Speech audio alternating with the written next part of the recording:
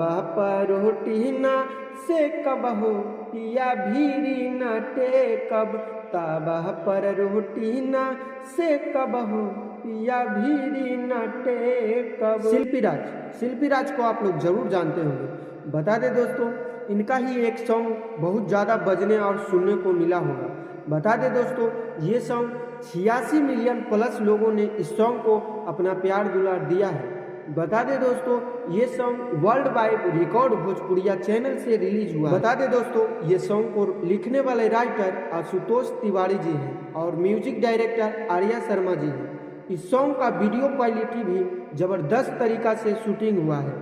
इस song का video director Arya Dev ji हैं और आप लोग इस सॉन्ग को एक बार जरूर सुनें। बता दें दोस्तों, इसी प्रकार से भोजपुरिया से रिलेटेड जानकारी पाने के लिए हमारे चैनल को सब्सक्राइब करें और नए नए वीडियो पाने के लिए हमारे चैनल से जुड़ें। धन्यवाद।